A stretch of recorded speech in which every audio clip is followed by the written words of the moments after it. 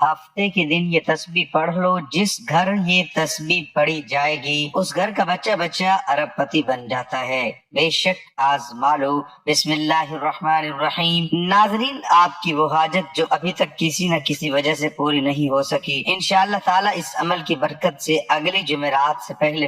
میرے اللہ کے حکم سے آپ کی ہر حاجت پوری ہو جائے گی۔ وہ آپ کی جائز حاجتیں جو ابھی تک پوری نہ ہو سکی، کسی نہ کسی وجہ سے رہ گئی ہیں، اللہ کے حکم سے پوری ہو جائیں گی۔ یہ وظیفہ بہت ہی خاص ہے، اس میں وقت کی کوئی قید نہیں ہے، آپ اس کو جب چاہے مرضی کر سکتے ہیں، نہ ہی اس چیز کی قید ہے کہ آپ نے اس کو فلاں نماز کے بعد ہی کرنا ہے۔ آپ اس کو جب مرضی کر سکتے ہیں، کسی بھی وقت کر سکتے ہیں۔ کسی پریشانی سے نجات حاصل کرنا بھی آپ کی حاجت ہی کہلاتا ہے۔ ہفتے کے دن اگر یہ وظیفہ آپ نے نہیں پڑھا تو آپ نے کچھ بھی نہیں پڑھا۔ پورے سال میں اگر آپ لوگ چاہتے ہو کہ آپ پر دولت بنا موسم کے بارش کی طرح برسے، یہ ایک دن کا عمل آپ لوگ کر لینا۔ یہ دن دوبارہ ایک ہفتے بعد آئے گا، کیونکہ آپ نے ایک ہفتے کو یہ وظیفہ نہیں پڑھا تو آپ کو اگلے ہفتے کا انتظار کرنا پڑے گا۔ لیکن اگر آپ لوگ پڑھ لو میرے بھائیوں میری بہنوں، تو آپ کو پورا سال کیا پوری زندگی دولت کی تنگی نہیں رہے گی انشاءاللہ۔ ہفتے کے دن کا آپ کو ایسا خاص وظیفہ بتاؤں گا کہ آپ کی خالی جھولی اگر وظیفہ پڑھتے ہی پیسوں سے نہ بھر جائے تو میرے بھائیوں میری بہنوں میرا گریبان پکڑ لینا، جو بھی آپ کی حاجت ہوگی، جو بھی مراد ہوگی، وظیفہ پڑھتے ہی پوری ہوگی۔ سب سے افضل ذکر لا الہ الا اللہ ہے اور افضل دعا الحمدللہ ہے۔ اللہ کے رسول صلی اللہ علیہ وآلہ وسلم نے فرمایا، اسلام کی بنیاد 5 چیزوں پر ہے: اللہ کے علاوہ کسی اور ذات کی معبود نہ ہونے اور محمد صلی اللہ علیہ وآلہ وسلم کے اللہ کے رسول ہونے کی گواہی دینا، نماز پڑھنا، زکوٰۃ دینا، حج کرنا اور رمضان کے روزے رکھنا۔ اس حدیث کو امام بخاری نے روایت کیا ہے۔ آپ صلی اللہ علیہ وآلہ وسلم نے فرمایا کہ سب سے بہتر بات جو میں نے اور مجھ سے پہلے والے نبیوں نے کہی ہے وہ یہ ہے کہ ایک اللہ کے سوا کوئی اور معبود برحق نہیں ہے اور نہ اللہ کا کوئی اور شریک ہے، اس کی بادشاہت ہے اور وہ ہر چیز پر قدرت رکھتا ہے۔ لا الہ الا اللہ کے احساس پر اللہ تعالیٰ نے جنت کو مزین و آراستہ کیا ہے، جہنم کو بھڑکایا ہے اور نیکی و بدی کا بازار لگایا ہے۔ آپ صلی اللہ علیہ وآلہ وسلم نے فرمایا، اللہ کے نبی حضرت نوح علیہ السلام جب حالت نزاع میں تھے، اس وقت آپ نے اپنے بیٹے سے کہا، میں تمہیں لا الہ الا اللہ کو مضبوطی سے تھامے رہنے کا حکم دیتا ہوں، کیونکہ 7 آسمان اور 7 زمین اگر ایک پلڑے میں رکھ دیے جائیں اور لا الہ الا اللہ ایک دوسرے پلڑے میں رکھ دیا جائے تو کلمہ توحید کا پلڑا بھاری ہو جائے گا، اور اگر 7 آسمان اور 7 زمین ایک پیچیدہ معمہ ہوتے تو کلمہ توحید اس کا حل ضرور پیش کر دے گا۔ لا الہ الا اللہ کے مفہوم کا علم رکھنا، اس کا مطلب یہ ہوتا ہے کہ کلمہ توحید پڑھنے والا یہ جان لے کہ اس کا مفہوم کیا ہے، اور یہ کلمہ اللہ تعالیٰ کے علاوہ ہر ایک سے خدائی کی نفی اور اسی کے لیے الوحیت کو ثابت کرنے کے مفہوم پر مشتمل ہے۔ اللہ تعالیٰ فرماتے ہیں، اے نبی آپ یقین کر لیں کہ اللہ کے سوا کوئی معبود نہیں۔ کامل یقین اس کا مطلب یہ ہوتا ہے کہ کلمہ توحید پڑھنے والے شخص کے دل میں اس کلمے کے معنی یا مفہوم کے بارے میں کوئی شک نہ ہو، اس لیے کہ اللہ تعالیٰ فرماتے ہیں کہ مومن تو وہ ہیں جو اللہ پر اور اس کے رسول پر پکا ایمان لائیں، پھر شک و شبہ نہ کریں اور اپنے مالوں سے اور اپنی جانوں سے اللہ کی راہ میں جہاد کرتے رہیں۔ اپنے دعوائے ایمان میں یہ سچے اور راسد گو ہیں، اور آپ صلی اللہ علیہ وآلہ وسلم کا ارشاد ہے کہ میں گواہی دیتا ہوں کہ اللہ تعالیٰ کے علاوہ کوئی معبود برحق نہیں اور میں اللہ کا رسول ہوں، اور ان 2 باتوں میں شک نہ کرنے والا بندہ اللہ تعالیٰ سے اس حال میں ملے گا کہ وہ جنت کا مستحق رہے گا۔ کلمہ توحید کے تقاضوں کو زبان و دل سے قبول کرنا، قبول کرنے سے مراد انکار و ہٹ دھرمی کا مخالف معنی ہے۔ اللہ تعالیٰ فرماتے ہیں، ہم گناہ گاروں کے ساتھ اس طرح کیا کرتے ہیں کہ وہ لوگ ہیں کہ جب ان سے کہا جاتا ہے کہ اللہ کے سوا کوئی معبود نہیں تو یہ سرکشی کرتے تھے۔ کلمہ توحید کے مفہوم کی اتباع کرنا، اس کا مطلب یہ ہوتا ہے کہ بندہ ان احکامات پر عمل کرے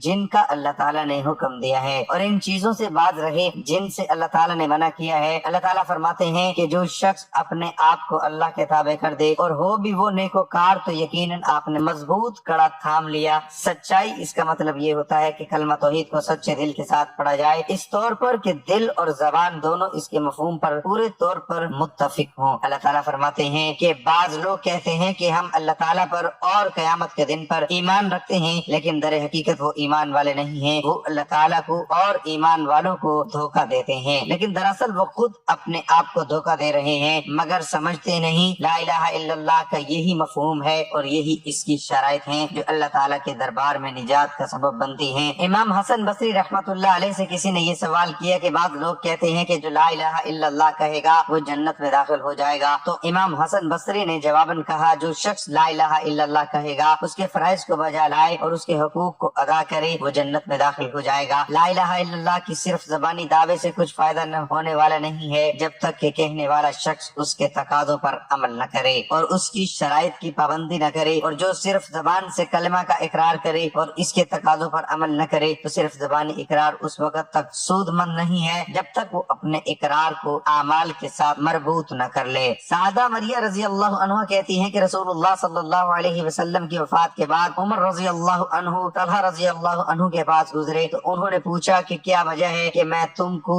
رنجیدہ پاتا ہوں، کیا تمہیں چچا زاد بھائی ابو بکر رضی اللہ عنہ کی خلافت کرا گزری ہے؟ انہوں نے کہا نہیں، لیکن میں نے رسول اللہ صلی اللہ علیہ وسلم کو فرماتے ہوئے سنا ہے، میں ایک بات جانتا ہوں، اگر کوئی اسے موت کے وقت کہے گا تو وہ اس کے نامہ اعمال کو نور ہوگا اور موت کے وقت اس کے بدن اور روح دونوں اس سے راحت پائیں گے، لیکن میں یہ کلمہ آپ سے دریافت نہ کر سکا یہاں تک کہ آپ کی وفات ہو گئی۔ عمر رضی اللہ عنہ نے کہا کہ میں اس کلمے کو جانتا ہوں، یہ وہی کلمہ ہے جو آپ صلی اللہ علیہ وآلہ وسلم نے اپنے چچا ابو طالب سے مرتے وقت پڑھنے کے لیے کہا تھا، اگر آپ کو اس سے بہتر اور باعث نجات کسی کلمے کا علم ہوتا تو وہی پڑھنے کے لیے فرماتے، کیونکہ نبی اکرم صلی اللہ علیہ وآلہ وسلم کو اپنے چچا سے جو الفت و محبت تھی اور جس طرح آپ انہیں آخری وقت میں قیامت کے دن کے عذاب سے بچانے کی کوشش میں لگے ہوئے تھے اور کلمہ لا الہ الا اللہ کہنے کا حکم دیتے رہے، اس سے بہتر کوئی دوسرا کلمہ نہیں ہو سکتا جسے مرتے وقت کوئی اپنی زبان سے ادا کرے۔ ہفتے کے دن اگر آپ نے میرا بتایا ہوا یہ وظیفہ چلتے پھرتے پڑھ لیا، میرے بھائیوں میری بہنوں، آپ کو دولت چاہیے ہو، گاڑی چاہیے ہو، بنگلہ چاہیے ہو، محل چاہیے ہو، قرضوں سے چھٹکارا چاہتے ہو، بچیوں کی شادی کروانا چاہتے ہو، اپنی شادی کا مسئلہ ہے، جہیز کا مسئلہ ہے، بے اولادی ہے، تنگ دستی ہے، فاقے ہے، مفلسی ہے، لاچاری ہے، غریبی ہے، فقیری ہے، مسکینی ہے، جو بھی آپ کے مسئلے مسائل ہے یہ وظیفہ پڑھتے ہی حل ہو جائیں گے۔ میرے بھائیوں میری بہنوں، ہفتے کا پورا دن آپ کے پاس ہے، جس دن میری یہ ویڈیو آئی ہے اسی دن آپ کو یہ وظیفہ نوٹ کر لینا ہے اور ہفتے کے دن پڑھنا ہے، پورا دن موجود پڑا ہے، بالکل سستی مت کرنا، یہ دن مت گوانا، اس ویڈیو کو مت گوانا۔ میرے بھائیوں میری بہنوں، آپ لوگ چاہتے ہو کہ آپ کی پوری زندگی سنور جائے، پورا سال آپ پیسوں میں کھیلو، پورا سال اتنا پیسہ آئے گا کہ ساری زندگی کام آئے گا، پورا سال بڑی سے بڑی حاجتیں مرادیں انشاءاللہ پوری ہوں گی۔ وظیفہ پڑھتے ہی اپنی زندگی میں تبدیلی دیکھنا، اپنی زندگی میں خوشیاں دیکھنا، اپنی حاجتوں کو پورا ہوتے ہوئے دیکھنا۔ پیارے دوستو، بھائیو بہنوں، میں خود بھی ہر ہفتے کے دن یہ وظیفہ لازمی پڑھتا ہوں اور اللہ پاک نے ایسی ایسی جگہ سے رزق اور دولت کے اسباب بنائے ہیں میرے بھائیو میری بہنوں، آپ کو کیا بتاؤں، جتنا میں نے مانگا اللہ تعالیٰ نے اس سے کئی زیادہ مجھے عطا کیا، ایسی ایسی جگہ سے پیسہ آتا ہے میرے بھائیو میری بہنوں، آپ لوگوں کی عقل حیران رہ جائے گی۔ بہت سے دکھیارے پریشان تنگ دست لوگوں کو ہفتے کے دن کا یہ وظیفہ میں نے اپنی زندگی میں کئی مرتبہ بتایا ہے۔ آپ لوگ یقین کریں یا نہ کریں، لوگوں کی خالی جھولیوں کو میں نے اپنی آنکھوں سے بھرتے ہوئے دیکھا تھا، لوگوں کے قرضوں کو ایک دن میں اترتے ہوئے دیکھا، یہ وظیفہ پڑھتے ہی میں نے اپنی آنکھوں سے دیکھا تھا۔ میں کوئی قسم نہیں اٹھا رہا ہوں دوستوں، ساتھیوں، بہنوں، نہ ہی میں دعویٰ کر رہا ہوں، وظیفہ آپ لوگ خود پڑھ کے دیکھ لینا، آپ پر چاہے 1 لاکھ کا قرضہ ہو جائے، 1 کروڑ کا قرضہ ہو جائے، پڑھتے ہی اگر آپ کے قرضے نہ اترے تو مجھے آ کر کہنا، قرض دار خود معاف کر دیں گے قرضے، یا آپ کے پاس اتنی دولت آئے گی پورا سال آپ لوگ فوری طور پر اپنا قرضہ ادا کرو گے۔ یہ وظیفہ ایسا نہیں ہے میرے بھائیوں میری بہنوں، آپ لوگ ابھی وظیفہ پڑھو اور 2 سال بعد پیسے آئے، آپ کو پورا سال پیسوں کی بارش ہو جائے گی، یا پورا سال آپ پیسوں کی تنگی کا شکار نہیں رہو گے، بشرط یہ کہ یہ ایک دن آپ لوگ یہ وظیفہ پڑھ لو، چاہے صبح پڑھ لو، چاہے دوپہر میں پڑھ لو، شام میں پڑھ لو، آپ کی کوئی حاجت ہو اس کے لیے آپ 1 بار پڑھ سکتے ہیں، اگر کوئی دوسری حاجت ہو تو 2 بار پڑھ لیں، 2 مرتبہ یہ عمل کر لیں، 3 بار کر لیں، 4 بار کر لیں، پورا دن پڑھتے رہیں، کوئی نقصان نہیں بلکہ فائدے ہی فائدے ہیں۔ عمل بالکل آسان ہے، اتنا آسان ہے، کوئی ایسے بہن بھائی بھی ہوں گے جن کو ایک لفظ پڑھنا بھی نہیں آتا، نہ دیکھ کر پڑھنا آتا ہے، وہ پڑھ ہی نہیں سکتے، تو وہ لوگ بھی یہ ویڈیو دیکھ کر پڑھ لیں گے، کیونکہ یہ اتنا آسان وظیفہ ہے کہ ہر کوئی فوراً پڑھ لے گا اور وقت بھی بالکل کم لگے گا، مطلب آدھا پونا منٹ منٹ کیا چیز ہے، 1 منٹ لگا لیں۔ 1 منٹ کا بھی اگر وقت لگتا ہے، اگر یہ 1 منٹ آپ کا ضائع ہو جائے تو یہ 1 منٹ میرے بھائیو میری بہنوں آپ کا ضائع ہو ہی نہیں سکتا، بشرط یہ کہ آپ لوگ اللہ پاک کی ذات پر یقین کرتے ہوئے، بھروسہ کرتے ہوئے، چاہے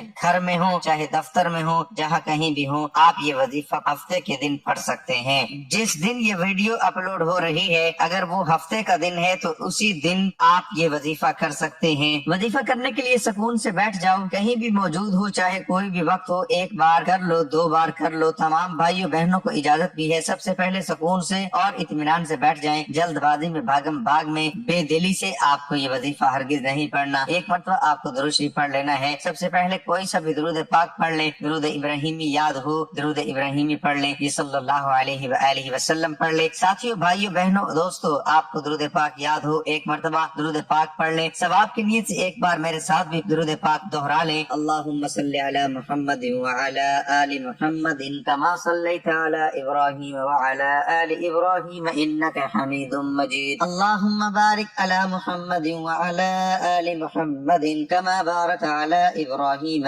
وعلی آل ابراہیم انک حمید مجید۔ جیسے ہی آپ نے درود شریف پڑھ لیا، اس کے فوراً بعد آپ کو لا الہ الا اللہ محمد الرسول اللہ یعنی کہ پہلا کلمہ 3 مرتبہ پڑھنا ہے۔ جیسے ہی آپ نے پہلا کلمہ پڑھا، اب آپ کو فوراً کیا پڑھنا ہے؟ استغفر اللہ، 1 بار استغفر اللہ، 2 بار استغفر اللہ، 3 مرتبہ پہلا کلمہ اور 3 مرتبہ آپ کو استغفر اللہ پڑھ لینا ہے۔ 1 مرتبہ سب سے پہلے درود پاک، 3 مرتبہ پہلا کلمہ، 3 مرتبہ استغفر اللہ آپ نے پڑھ لیا۔ اب فوراً اسی وقت اپنے ہاتھوں میں ایک تسبیح پکڑ لیں، اگر آپ کے پاس موجود ہے تو پکڑ لیں، تسبیح نہ ہو تو پھر سیدھے ہاتھ پر جیسے ہی آپ نے 3 مرتبہ پہلا کلمہ پڑھ لیا تو آپ فوراً اسی وقت 3 مرتبہ استغفر اللہ پڑھنے کے فوراً بعد آپ یہ وظیفہ پڑھنا ہے۔ یہ کلمات، یہ وظیفہ اتنا مجرب ہے، اتنا خاص ہے میرے بھائیوں میری بہنوں، میں آپ کو کیا بتاؤں۔ جیسے ہی آپ نے 3 مرتبہ استغفر اللہ پڑھ لیا تو فوراً یہ کلمات پڑھنا شروع کر دیں۔ بڑے آسان سے کلمات ہیں، پہلے سن لیں، سمجھ لیں، پھر پڑھ لیجئے گا۔ جب ویڈیو مکمل ہو جائے، جب عمل کرنے بیٹھیں تو پھر کر لیجئے گا۔ وَهُوَ السَّمِيعُ الْعَلِيمُ، یہ ایک پورا وظیفہ ہے۔ 1 مرتبہ میں نے پڑھ لیا، دوبارہ سن لیجئے، 2 بار ہو گیا، پھر تیسری بار پڑھ لیں وَهُوَ السَّمِيعُ الْعَلِيمُ۔ 115 مرتبہ آپ کو یہ کلمات پڑھنے ہیں۔ سب سے پہلے 1 مرتبہ درود پاک، 3 مرتبہ پہلا کلمہ، 3 مرتبہ آپ کو استغفر اللہ اور 115 مرتبہ آپ کو یہ کلمات جو آپ کی سکرین پر دکھ رہے ہیں وَهُوَ السَّمِيعُ الْعَلِيمُ۔ 115 مرتبہ یہ کلمات آپ نے جیسے ہی پڑھ لیے، پیارے دوستو بھائیو بہنوں، اب آپ کو کیا پڑھنا ہے یہ سمجھ لیں۔ یہ پورا عمل جو میں آپ کو بتانے لگا ہوں یہ اتنا آسان ہے۔ یہ 2 3 مرتبہ وظیفہ پڑھنا ہے، 1 منٹ کا وقت بھی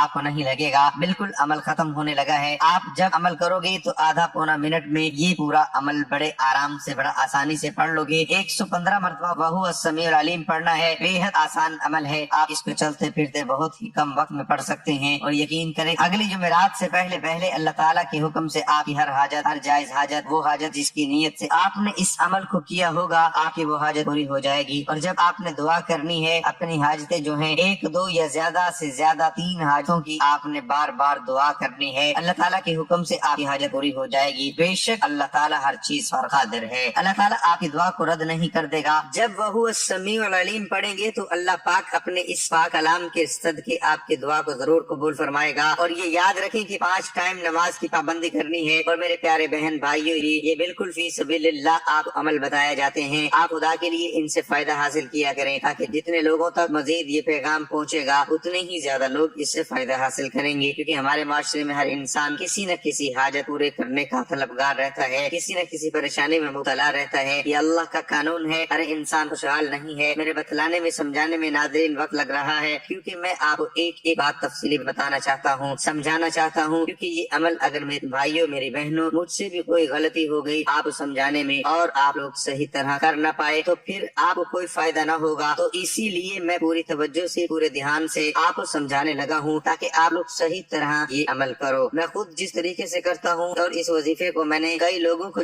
جس طریقے سے پڑھنے کے لیے بتایا، اسی طریقے سے میں آپ کو بتاؤں گا تاکہ آپ کو فوری طور پر فائدہ ہو۔ جب آپ نے وَهُوَ السَّمِيعُ الْعَلِيمُ ان کلمات کو جیسے ہی پڑھ لیا تو فوراً آپ آخر میں کیا پڑھنا ہے یہ اچھی طرح سمجھیے گا، سمجھ کر جائیے گا اور پھر سمجھ کر اینڈ تک ویڈیو دیکھیے گا، پورا عمل اپنے ذہن میں بٹھا لیجئے گا۔ آخر میں آپ کلمات پڑھ لیے جو میں نے بتائے، اس کی فوراً بعد آپ بسم اللہ الرحمن الرحیم 1 بار پڑھیں، پھر دوسری بار بسم اللہ الرحمن الرحیم، پھر تیسری بار بسم اللہ الرحمن الرحیم پڑھیں، 3 مرتبہ بسم اللہ الرحمن الرحیم پڑھنا ہے اور فوراً فوراً سے ایک مرتبہ آپ کو سورۃ کوثر سب سے آخر میں پڑھ لینی ہے، انا اعطیناک الکوثر فصل لربک وانحر ان شانئک هو الابتر۔ بالکل آخر میں آپ ایک مرتبہ سورۃ کوثر جیسے ہی پڑھ لیں، ایک مرتبہ درود پاک پڑھ لیں، جو آپ نے شروع میں پڑھا تھا وہی آخر میں پڑھیں۔ اس کے ساتھ ساتھ ناظرین آپ نے استغفار کا ذکر کرتے رہنا ہے اور اپنے گناہوں کو بخشواتے رہنا ہے۔ جو گناہوں کی دلدل میں پھنس جاتے ہیں ان کے لیے گناہوں سے نکلنا بہت مشکل ہو جاتا ہے، کیونکہ ایک گناہ دوسرے گناہ کا راستہ کھولتا ہے۔ گناہ گار کے لیے نیکی پر عمل کرنا مشکل اور گناہوں کو راستہ آسان ہو جاتا ہے۔ گناہ عمر تباہ کر دیتے اور عمر کی برکتیں چھین جاتی ہیں۔ انسان کی عمر سانس لینے کا نام نہیں بلکہ دل زندہ سے ہی زندگی ہوتی ہے۔ دل مردہ کو اللہ نے بھی مردہ کہا ہے۔ نیکی کرنے والے کے لیے اطاعت و عبادات کا پورا لشکر موجود رہتا ہے، وہ اسے کبھی کر دیتا ہے، جبکہ گناہ کرنے والے کے لیے معصیت اور گناہوں کا لشکر ہے۔ نیکی کرنے والے کے لشکر کے پیچھے اللہ کے فرشتوں کے ذریعے مدد ہوتی ہے، جبکہ گناہ کرنے والے کے پیچھے شیطان اور اس کا ٹولہ ہوتا ہے۔ گناہ گار کو توبہ کی توفیق کم ہوتی ہے، جس طرح مقروض شخص قرض دینے والے شخص سے دور بھاگتا ہے، اس کے پاس ادائیگی کا انتظام نہ ہو، اسی طرح اللہ کا نافرمان اللہ کا سامنا کرنے سے گھبراتا ہے۔ انسان کا دل کمزور ہو جاتا ہے، وہ توبہ کا ارادہ کرتا ہے، توبہ کرتا بھی ہے لیکن اس پر قائم نہیں رہ سکتا۔ توبہ کی زبانی تکرار کے باوجود گناہوں پر اس کا اصرار جاری رکھتا ہے، اور یہی اصرار آخر کار گناہ صغیرہ کو بھی گناہ کبیرہ بنا دیتا ہے۔ گناہ کی نفرت ختم ہو جاتی ہے، وہ لوگوں کی موجودگی میں بے باک و برملا ارتکاب معصیت کرتا ہے، بلکہ اپنے گناہوں کو فخر و غرور کے ساتھ بیان کرتا ہے۔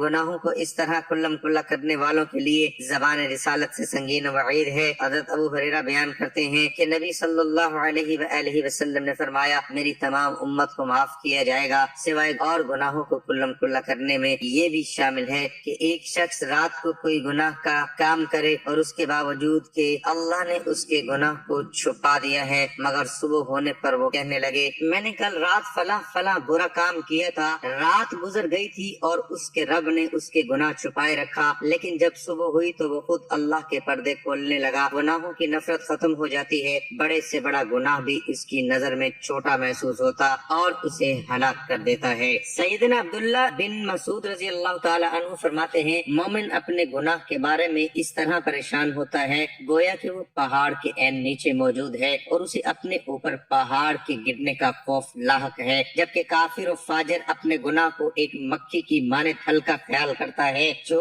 اس کے ناک پر بیٹھی اور یوں اپنے ہاتھ سے اس نے اس مکھی کو اڑا دیا۔ انسانوں کو نہیں بلکہ جانوروں تک کو برباد کر دیتی ہے۔ قوم نوح پر عذاب آیا تو جانور بھی ختم ہو گئے، بارش رک جاتی ہے، جبکہ استغفار کے ساتھ بارش ہوتی ہے، جیسا کہ اللہ تعالیٰ نے استغفار کا نتیجہ بارشوں کے نزول و برکت کو قرار دیا ہے۔ میں نے کہا اپنے رب سے معافی مانگو، بے شک وہ بڑا معاف کرنے والا ہے، وہ تم پر آسمان سے خوب بارشیں برسائے گا۔ تمام عزتیں طاعت الہی سے ہوتی ہیں، فرمانے باری ہے، جو کوئی عزت چاہتا ہو اسے معلوم ہونا چاہیے کہ عزت ساری کی ساری اللہ کی ہے۔ نیکی باعث عزت ہے، جو اللہ کے نزدیک ہوتا ہے وہی عزت والا ہے۔ اس کی سب سے بڑی مثال انبیاء ہے۔ حضرت ابراہیم کی ایک سنت قربانی پر دنیا کی کا اکثریت آج بھی عمل کرتی ہے، جبکہ نبی کریم صلی اللہ علیہ وآلہ وسلم کو غیر مسلم بھی دنیا کے 100 بڑے آدمیوں میں پہلے نمبر پر جگہ دینے پر مجبور ہیں۔ گناہ عقل کو ختم کر دیتے ہیں، کیونکہ عقل اگر موجود ہوتی تو اسے گناہ سے باز کیوں نہ رکھتی۔ انسان اللہ کی مخلوق ہے، اس کے گھر کائنات میں رہتا ہے، اس کا رزق کھا رہا ہے، اللہ اسے خود